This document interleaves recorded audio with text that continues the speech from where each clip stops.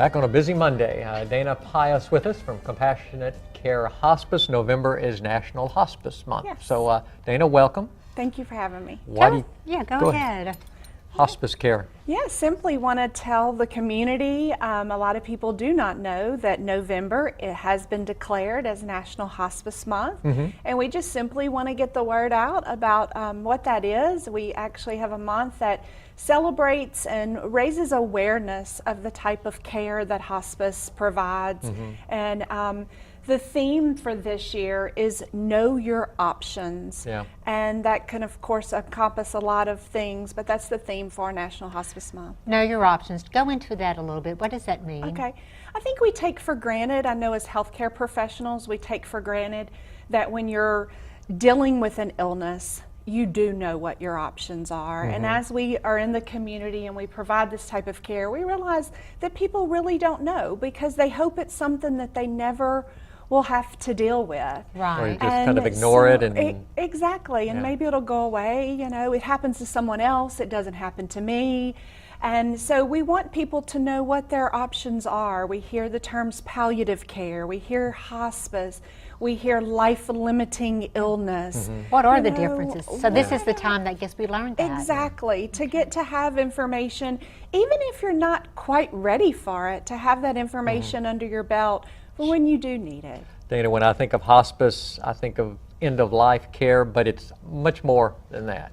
It is. I think a lot of people, there's a lot of myths surrounding hospice. That it's the first question I always get asked is, isn't it so sad? Yeah. And it's not always sad because you are helping folks at the end of life really capture life. It's not about dying, it's about capturing life. We spend so much time looking for those cures, and when they're not there anymore, it's great that hospice and palliative care can come in and let you embrace life with your family. And these are that you said that family. Absolutely.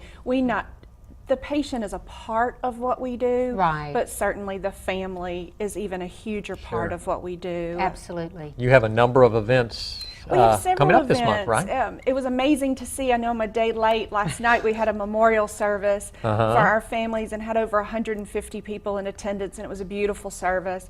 Tomorrow we will actually be having, I know this sounds kind of strange, but a sculptor that will be coming in doing sculpting and giving a talk on mending a broken heart. And it's about the way that we grieve and what's normal and what's not normal and maybe what you can do.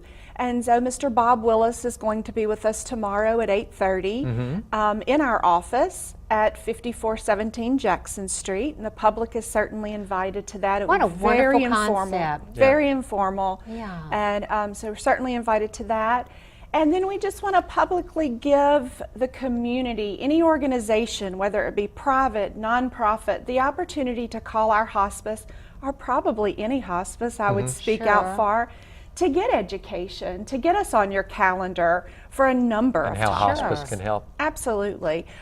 Just a life planning, living wills, we hear those things. So there's a multitude of things that There's a we lot can to help consider. with. Absolutely. Dana, thanks for coming again. Okay. November National Hospice Yes. and Palliative Care Month. Yes, thank you so much. Thank you, Dana. We'll tell you all about a fundraiser for BART. Jill Donahue with us in just a few minutes.